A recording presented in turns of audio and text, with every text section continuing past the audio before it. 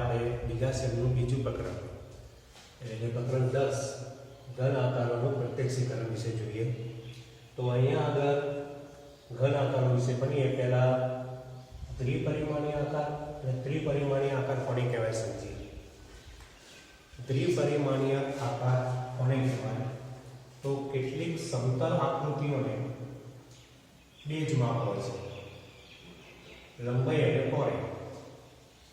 લંબાઈ અને પહોળાઈ બે જ માપ હોય એવી સમતલ આકૃતિઓને આપણે ત્રિપરિમાણીય આકાર કહીએ છીએ.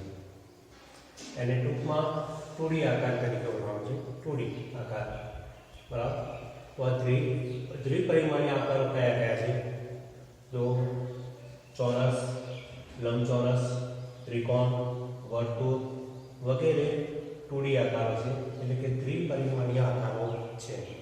આમને બે જ માપ હોય. આ સમતલ આકૃતિઓ છે એટલે કે એકની સપાટી રૂપે, અવકાશનો ભાગ રૂપે નહીં. તો આ ત્રિપરિમાણીય આકારો છે. ફરીથી ચોરસ, લંબચોરસ, ત્રિકોણ અને વર્તુળ આ ત્રિપરિમાણીય આકારો 2D આકારો છે.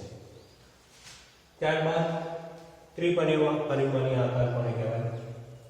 ત્રિપરિમાણીય આકાર એટલે એમાં ઘન પદાર્થ, કેટલાક ઘન પદાર્થને 3 માપ છે: લંબાઈ, પહોળાઈ અને ઊંચાઈ. ઊંચાઈ કે ઊંડાઈ, ઊંડાઈ એ ઊંચાઈ કહેવાય, અથવા જાડાઈ પણ કહી શકાય ઘન પદાર્થની. ફરીથી ત્રિપરિમાણીય આકાર કોને કહેવાય? તો કેટલાક ઘન પદાર્થને 3 માપ હોય છે: લંબાઈ, પહોળાઈ અને ઊંચાઈ. આવા પદાર્થોને આપણે ત્રિપરિમાણીય આકાર તરીકે ઓળખીએ છીએ. ટૂંકમાં એને 3D આકાર કહીશું. 3D આકાર, ત્રિપરિમાણીય આકાર કયા કયા?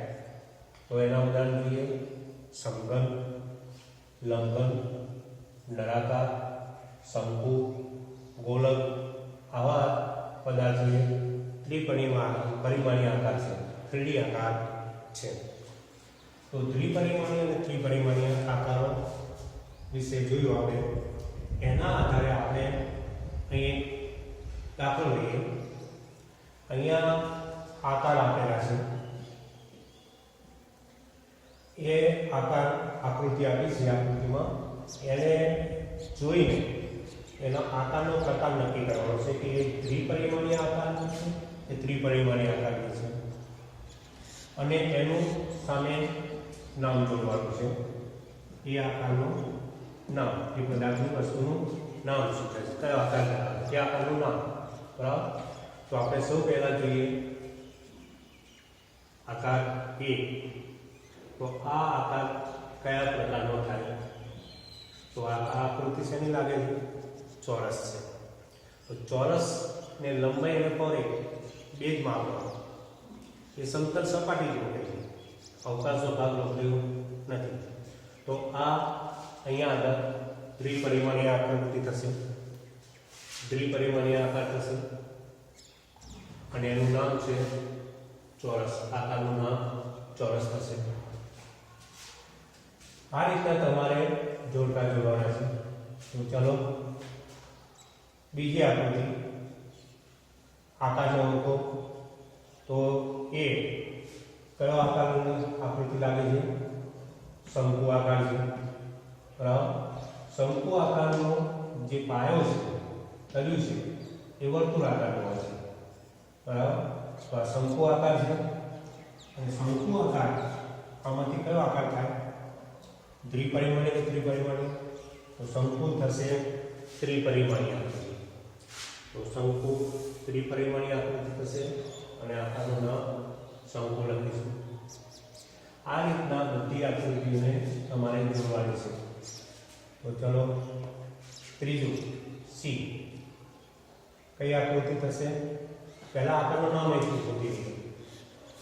કયો આકાર થશે? નળાકાર લાગે છે. બરાબર. એ નળાકાર એમાં આવે ત્રિપરિમાણીય કે ત્રિપરિમાણીય? નળાકાર આવશે ત્રિપરિમાણીય આકાર, અને એ થશે નળાકાર. ચોથી આકૃતિ D શાની લાગે છે? તો એ છે ત્રિકોણ. ત્રિકોણ એ સમતલ આ સપાટી જ મૂકે, બરાબર. તો સમતલ સપાટીનો કે એને બે માપ હોય અને કઈ આકૃતિ થશે? દ્વિપરિમાણીય આકાર થશે. તો ત્રિકોણ દ્વિપરિમાણીય આકાર અને એનું નામ ત્રિકોણ થશે. પાંચમું ચિત્રમાં જુઓ તો આકૃતિ આકારનું નામ ઓળખીએ તો આમાંથી કયો આકાર થશે? તો અહીંયા આગળ એ સમઘન થશે. સમઘન. હવે સમઘન એને ત્રણ માપ હોય, લંબાઈ, પહોળાઈ સાથે ઊંચાઈ હોય. ઊંચાઈ હોય એટલે જાણી શબ્દો વાપરી તો ત્રણ માપ ધરાવે છે સમઘન. તો એ થશે ત્રિપરિમાણીય આકાર થશે, બરાબર. તો સમઘનને જોડીશું તો ત્રિપરિમાણીય આકાર થશે અને આકારનું નામ થશે સમઘન. પછીની આકૃતિ જુઓ તો ઓળખો તો આમાંથી એનું નામ શોધો તો શું થશે? આમાંથી આ થશે આકાર કયો છે? વર્તુળ આકાર, બરાબર. અને વર્તુળ એ સમતલ સપાટી મૂકે, સમતલ સપાટી મૂકવાથી કયો આકાર થશે? ત્રિપરિમાણીય આકાર થશે, પૂરી આકાર થશે. તો અહીંયા આગળ ત્રિપરિમાણીય આકારમાં જોડીશું વર્તુળને અને અહીં લખીશું એનું નામ વર્તુળ. એ રીતના આગળની આકૃતિ જુઓ તો, બરાબર. તો આકૃતિ થશે આકારનું નામ પેલા હોઈએ તો શું થશે? આમાંથી લંબઘન આકાર છે. લંબઘન આકાર છે એને પણ ત્રણ માપ હોય, લંબાઈ, પહોળાઈ તથા ઊંચાઈ. તો ત્રણ માપ હોય તો એ કયો આકાર થશે? અહીંયા ત્રણ માપ હોય એને ત્રિપરિમાણીય આકાર થાય. તો એ ત્રિપરિમાણીય આકાર થશે લંબઘન અને આકારનું નામ થશે લંબઘન. છેલ્લે આપણે જોઈએ તો એ આમાંથી કયો આકાર થશે? નળાકારને આપણે જોડી દીધું કે ત્રિપરિમાણીય આકાર નળાકાર. અહીં આગળ આ ગોળક થશે, બરાબર. ગોળક છે એ પણ ત્રિપરિમાણીય આકાર છે. અહીં આગળ ઉદાહરણમાં લખેલું છે ગોળક, એ પણ ત્રિપરિમાણીય આકાર થશે. તો આ રીતના તમને ટૂંકમાં બોલી તો 2D આકાર અને 3D આકાર ઓળખતા આવતા છે. તમારે યાદ રાખવા પડશે દ્વિપરિમાણીય આકાર જે માપ હોય, લંબાઈ અને પહોળાઈ બે માપ ધરાવતો હોય એ દ્વિપરિમાણીય આકાર કહેવાય. અને લંબાઈ, પહોળાઈ અને ઊંચાઈ ત્રણ માપ ધરાવતો હોય એ 3D આકાર એટલે ત્રિપરિમાણીય આકાર કહેવાય. તો આમાં ચોરસ, ત્રિકોણ, વર્તુળ આ દ્વિપરિમાણીય આકાર છે. જ્યારે શંકુ, નળાકાર, સમઘન, લંબઘન, ગોળક એ ત્રિપરિમાણીય આકારો છે. તો પહેલા દ્વિપરિમાણીય અને ત્રિપરિમાણીય આકાર ઓળખતા હોવા જોઈએ. હવે વિદ્યાર્થી મિત્રો, આપણે ઘન વસ્તુઓને જુદી જુદી બાજુથી જોઈએ તો આપણને કેવી રીતે દેખાય, કઈ રીતે દ્રશ્યમાન થાય એના વિશે સમજીએ. ઘન પદાર્થ, ઘન વસ્તુઓ હોય એને જુદી જુદી બાજુ જોઈએ. આગળથી જોઈએ તો કેવી દેખાય, સાઈડ બાજુમાંથી જોઈએ તો કેવી દેખાય, ઉપરથી જોઈએ તો કેવી રીતના દેખાય, front view, side view, top view એ રીતના કરે. તો અહીંયા આકૃતિમાં બતાવ્યા પ્રમાણે જોઈએ તો એક ઘન પદાર્થ, ઘન વસ્તુ છે કબાટ, બરાબર. હવે આ કબાટને આપણે આગળથી જોઈશું તો આપણને એનો આ ભાગ દેખાશે. એટલે કે અહીં આગળ પહેલી આકૃતિમાં દર્શાવ્યા પ્રમાણે દેખાશે. આ આગળનો ભાગ થશે, આટલો ભાગ આગળથી કબાટ કાઢીને લાગશે. પછી સાઈડમાં જઈને જોઈશું, આ સાઈડ આવીને જોઈશું તો આપણને એ કબાટનો આ ભાગ દેખાશે, બરાબર. બાજુએથી દેખાતો ભાગ આ થશે, સાઈડ વ્યૂ કહેવાય. અને ઉપરથી કબાટને જોઈએ તો આપણને આ ભાગ દેખાશે, ઉપરનો ભાગ એ ટોપ વ્યૂ, આ ભાગ દેખાશે. તો ઘન પદાર્થને, ઘન વસ્તુને આપણે જુદી જુદી બાજુથી આપણે જુદું જુદું દેખાય. એનો front view, side view, top view, બરાબર. ત્રણ બાજુથી અલગ અલગ રીતે જોઈએ તો આગળથી કબાટ આવું લાગશે, બાજુએથી આવું લાગશે. આ એક પડખું દેખાશે, આ સાઈડ અને ઉપરથી જોઈશું ઉપરનું પથારું આ રીતનું દેખાશે. બરાબર. બીજી એક વસ્તુ જોઈએ એવી રીતે ઘન પદાર્થમાં માચીસ. બરાબર. દિવાસળીની પેટી તમે જોઈ હશે. દિવાસળીની પેટી જોઈ હોય તો તમે નીચે પડી હોય ટેબલ પર તેને જુઓ, અલગ અલગ બાજુથી જુઓ, આગળથી જુઓ, બાજુએથી જુઓ, ઉપરથી જુઓ. તો આ માચીસને આપણે બાજુએથી જોઈશું તો અહીં આકૃતિ એકમાં વધારે પ્રમાણ દેખાશે. આ બાજુએથી જોતા આવી વસ્તુ દ્રશ્યમાન થશે. બરાબર. આ સાઈડ વ્યૂ થશે, બાજુનું દ્રશ્ય. આ સાઈડે આગળથી જોઈશું તો આપણને આ રીતની બીજી આકૃતિ પ્રમાણે દેખાશે. આ આગળનું દ્રશ્ય થશે, ફ્રન્ટ વ્યૂ. અને માચીસને ઉપરથી જોઈશું તો અહીં છાપ હશે, જે ડિઝાઇન છે એ છાપ દેખાશે ઉપરથી. બરાબર. આ રીતની માચીસ ઉપરથી જોતા દેખાશે. એ થશે એનો ટોપ વ્યૂ. બરાબર. તો ઘન પદાર્થને જુદી જુદી બાજુ જોઈએ તો કેવી રીતે દેખાય એ આપણે સમજવાનું છે. બરાબર. અહીંયા આગળ ઉદાહરણ લઈએ એક દાખલો.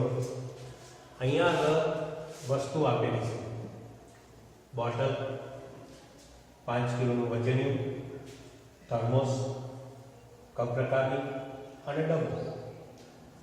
આ વસ્તુઓ ટેબલ ઉપર પડી હોય તેને જુદી જુદી બે બાજુએથી જોતા, બાજુમાંથી જોઈએ અને ઉપરથી જોઈએ તો વસ્તુ કેવી દેખાશે એ તમારે જોડવાનું છે. બરાબર. પહેલો અહીં આગળ જવાબ મેળવીએ તો પહેલી વસ્તુ છે બોટલ. બોટલ પડી હોય અને એને બાજુએથી જોઈશું તો કેવી દેખાશે? આ ચિત્રમાંથી બોટલને બાજુથી જોતા આ ત્રીજા નંબર જેવી દેખાશે.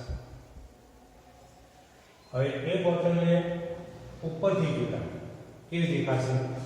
તો અહીં આગળ નંબર 4 જેવી દેખાશે. ઉપરનું એટલું ઢાંકણાવાળો ભાગ દેખાશે, આ પહોળો ભાગ દેખાશે, આ ઢાંકણો દેખાશે.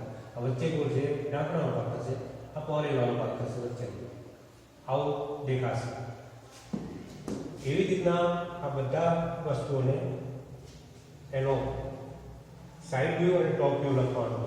બરાબર. બાજુમાંથી જોતા કેવી દેખાય અને ઉપરથી જોતા કેવી દેખાશે. બરાબર. તો હવે બીજી વસ્તુ છે વજન, 5 કિલોનું. એને બાજુથી જોઈશું તો સામે આટલું દેખાશે, આ ભાગ દેખાશે. કેવો દેખાશે? આકૃતિ 1 જેવું દેખાશે બાજુથી જોતા. એનો સાઈડ વ્યૂ થશે. હવે એ વજને ઉપરથી આપણે જોઈએ તો કેવો દેખાશે? તો ઉપરથી જોતા એ આકૃતિ 5 જેવું દેખાશે. આ ઉપરની છાપ દેખાશે ઉપરથી જોતા વધેલી. બરાબર. એવી રીતના ત્રીજી આકૃતિ છે થર્મોસ. થર્મોસને આપણે બાજુથી જોઈએ તો કેવું દેખાશે? તો અહીંયા થર્મોસ આકૃતિ 4 જેવું લાગશે બાજુથી જોતા. હવે એ થર્મોસને ઉપરથી જોઈએ તો એ ઉપરથી જોતા એ થર્મોસ શું લાગશે? આકૃતિ 2 જેવી. બરાબર. આપણે દરેક વસ્તુની બે બાજુનું દ્રશ્ય જોઈએ. દ્રશ્યમાન બે બાજુથી કઈ રીતે થાય? બાજુએથી. સાઈડનો દેખાવ એનો તો હશે, ઉપરનો દેખાવ કેવો હશે? જોડી રહે છે. પછી ચોથી આકૃતિ છે ક પ્રકારની છે. ક પ્રકારની બાજુએથી જોઈશું તો તમને આમાંથી કેવી દેખાશે? તો આકૃતિ 5 જેવી દેખાશે. અને ક પ્રકારની ઉપરથી જોઈશું તો કપનું રાઉન્ડ અને રકાબીનું રાઉન્ડ, બે રાઉન્ડ દેખાશે. અહીંયા આગળ આકૃતિ 3 જેવું દેખાશે. આકૃતિ 3 જેવું દેખાશે. ક પ્રકારની ઉપરથી આવી દ્રશ્યમાન થશે. એનો ટોપ વ્યૂ આવો હશે. ત્યારબાદ પાંચમી આકૃતિ ડબ્બો છે. એ ડબ્બાને આપણે બાજુએથી જોઈશું તો આ ભાગ દેખાશે. એટલે અહીં આકૃતિ 2 માં આપ્યું છે એવો દેખાશે ડબ્બો. આકૃતિ 2 જેવું લાગશે. અને ઉપરથી જોઈશું તો આ ચોરસ ભાગ અને અહીં નાનો એક ગોળ ભાગ દેખાશે, એટલે કે આકૃતિ એક જેવું દેખાશે. ડબ્બો ઉપરથી જોતા આકૃતિ એક જેવું લાગશે. તો અહીંયા આગળ દરેક વસ્તુને આપણે ત્રણ બાજુથી એ વસ્તુ કઈ રીતે આપણે દ્રશ્યમાન થાય, એનું દ્રશ્ય તો દેખાય, આગળથી જોતા, બાજુથી જોતા, ઉપરથી જોતા. Front view, side view, top view. હવે જુદી જુદી જગ્યાના, શહેરના કે કોઈ એરિયાના, સ્થળના નકશા બનાવવા હોય તો નકશા બનાવવા માટે ઉપરના દ્રશ્યનો જ ઉપયોગ થાય, ટોપ વ્યૂનો ઉપયોગ થાય. ઉપરથી કેવું દ્રશ્ય સ્થળ દેખાય છે એ સ્થળના ઉપરથી દેખાતા સ્થળના આધારે એ સ્થળના નકશો બનાવવામાં આવે છે. હવે આપણે ઘન પદાર્થ જે છે તેને અંદર ધાર હોય, સપાટી હોય, કેટલી સપાટી હોય, માની લો કે આ ચોક પેટી છે, તો એની સપાટી જોવી હોય તો 1, 2, 3, 4, ઉપરની 5, નીચેની 6, તળિયે મથાળો સાથે 6 સપાટી થાય, 6 ફેસ થાય, બરાબર, પુષ્ઠ થાય. અને ધાર, બરાબર, તો જે આકૃતિ ઘન પદાર્થ દોરીએ એની જે અંદર રેખાખંડો છે એ એની ધારો થાય. આ રેખાખંડો જે બને એની ધાર કહેવાય. અને એ રેખાખંડો જ્યાં ભેગા થાય જે બિંદુમાં એ એના શિરોબિંદુ કહેવાય, એ એના શિરોબિંદુ કહેવાય. એક ઉદાહરણ લઈએ ઘન પદાર્થનું.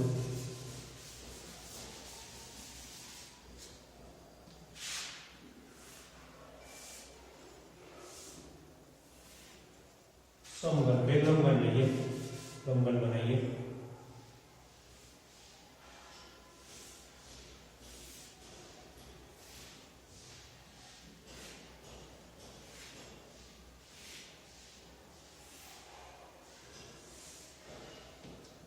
આ લંબઘન વસ્તુ છે, તો એ લંબઘનને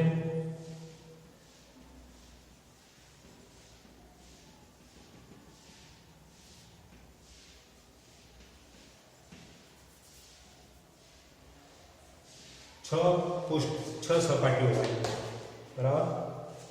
ડસ્ટર એ લંબઘન થાય અને 6 સપાટી, એક સપાટી, બીજી સપાટી, ત્રીજી સપાટી, ચોથી સપાટી, ઉપરની 5મી, નીચેની 6ઠી, 6 સપાટી આપી હોય. 4 બાજુની 4, તળિયેનો મથાળો થઈ 6 સપાટી હોય, બરાબર. એટલે જ સપાટી છે. હા, એને આપણે એમ પડે દર્શાવી. પછી આ જે રેખાખંડો બને છે એ રેખાખંડમાં એની ધાર કહેવાય, એની ધાર કહેવાય, બરાબર. આ ધાર, તો એ ધાર કહેવાય. તો અહીંયા ધાર કેટલી થશે, બરાબર, નીચે 4, ઉપર 4 અને ઊભી 4, 4 ખૂણેથી ઉતરતી 4 રેખાખંડો ઊભા, 1, 2, 3, 4 ઉપર, 4 નીચે અને 4 ઊભા. એમ કેટલા થાય? 4, 4, 8, 12, 12 ધાર થશે, 6 સપાટી થશે. હવે એના શિરોબિંદુ કેટલા થાય? તો જે રેખાખંડો જ્યાં ભેગા થાય એ શિરોબિંદુ થાય. 1, 2, 3, 4, અહીંયા 5, 6, 7 અને અહીંયા 8 શિરોબિંદુ થાય, બરાબર. તો અહીંયા ઘન પદાર્થને સપાટીઓ કેટલી હોય, ધાર કેટલી હોય અને શિરોબિંદુ કેટલા હોય એ શોધવા માટે એક યુલરનું સૂત્ર છે. અને સૂત્ર પ્રમાણે સાચું બને તો જે ઘન પદાર્થ શક્ય હોય એટલી ધાર સપાટી શક્ય હોય, નકર શક્ય હોય નહીં. યુલરનું સૂત્ર છે F + B - E બરાબર 2. બરાબર. F એટલે સપાટીઓ, S V એટલે શિરોબિંદુ થશે, E એટલે ધાર થશે અને 2. આ બેનો સરવાળામાંથી ધાર બાદ કરતા 2 મળવી જોઈએ, બરાબર. તો આ સૂત્રના આધારે દાખલા ગણવાના છે થોડા. તમને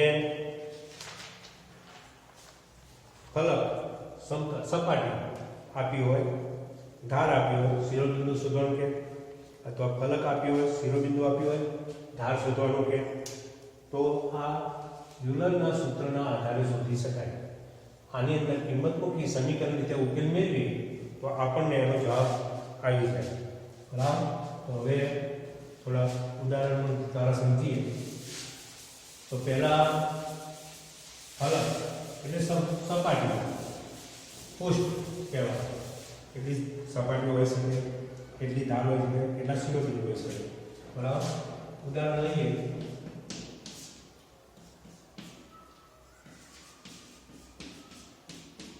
ફલક એટલે એક વડે દર્શાય છે. અહીં ફલક આપ્યા નથી, સપાટી આપીને શોધવાની. માની લઈએ શિરોબિંદુ આપેલા છે, V વડે દર્શાય છે. શિરોબિંદુ 6, ધાર E વડે દર્શાવીશું 12. બરાબર? જે ઘન પદાર્થને 6 શિરોબિંદુ હોય અને 12 ધાર હોય, એ ઘન પદાર્થની સપાટીઓ કેટલી હોય, તો સપાટીઓની સંખ્યા શોધવી હોય, ફલક શોધવો હોય, તો આપણે પહેલા યુલરનું સૂત્ર મૂકીશું. યુલરનું સૂત્ર છે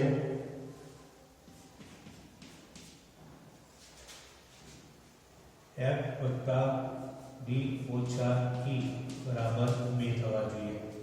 અથવા આ E ઓછા E ના બાજુ લઈ દઈએ તો F + V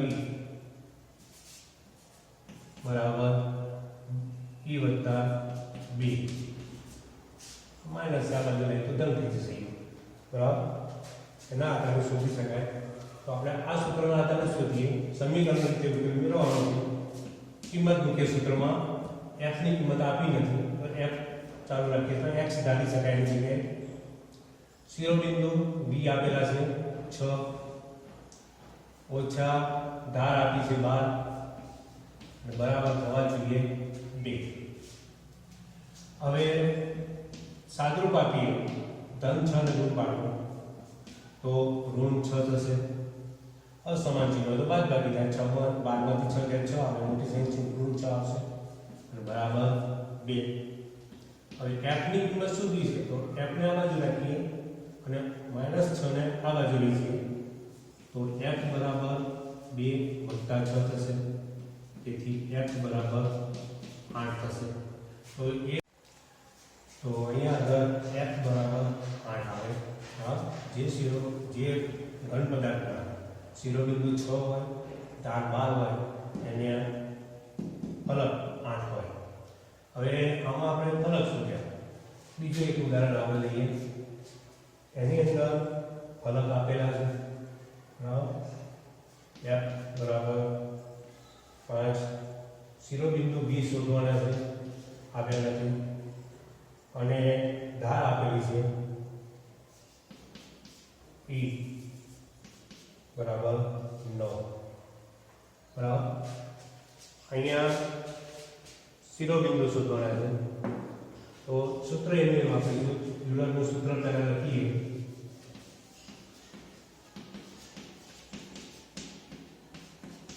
F + V - E બરાબર 2 થવા જોઈએ. આમાં કિંમત મૂકીએ તો અહીં ફલક f ની કિંમત આપેલી છે 5 + V ની કિંમત આપી નથી, શોધવાના. તો V ચાલુ રાખીશું. V ના લખવો તેના માટે x ધારી શકાય અને -E ધાર આપી છે 9 બરાબર 2. હવે જેની કિંમત શોધવી છે એને બરાબરના છેદને ડાબી બાજુ લઈએ, એના છેદનું સાદું આપી જમણી બાજુ લઈએ તો 5 અને ધન 5 અને ઋણ 9 નું સાદું આપીએ તો ઋણ 4 થશે. V - 4 બરાબર 2. અસમાન ચિહ્ન બાદબાકી થાય. 9 માંથી 5 જશે, 4 આવશે, મોટી સંખ્યા ઋણ હોતી ઋણ રહેશે. હવે આપણે કિંમત શોધવી છે B ની, તો B ડાબી બાજુ રાખીએ અને ઋણ 4 ને બરાબરના ચિહ્ન જમણી બાજુ લઈએ તો 2 + 4 થશે બરાબર V ની કિંમત આવશે 6.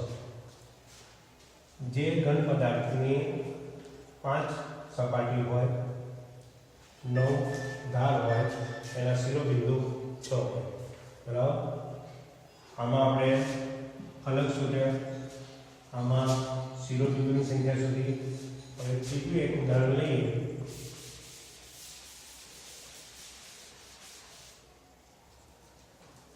એની અંદર ફલકની સંખ્યા આપી છે 20, શિરોબિંદુની સંખ્યા છે 12 અને ધારની સંખ્યા શોધવાની. જે ઘન પદાર્થના સપાટી ફલક 20 હોય, શિરોબિંદુ 12 હોય, એવા ઘન પદાર્થની ધારની સંખ્યા કેટલી હોય? બરાબર. તો આપણે ઈની કિંમત શોધવી છે. પહેલા સૂત્ર લખીશું, યુલરનું સૂત્ર.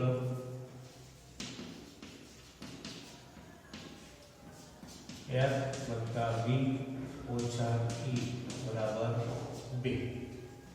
હવે આ સૂત્રમાં કિંમત મૂકીએ. F ની જગ્યાએ F ની કિંમત મૂકીએ 20, V ની જગ્યાએ V ની કિંમત મૂકીએ 12, E ની કિંમત આપી નથી, એને ચાલુ રાખીએ -E બરાબર 2.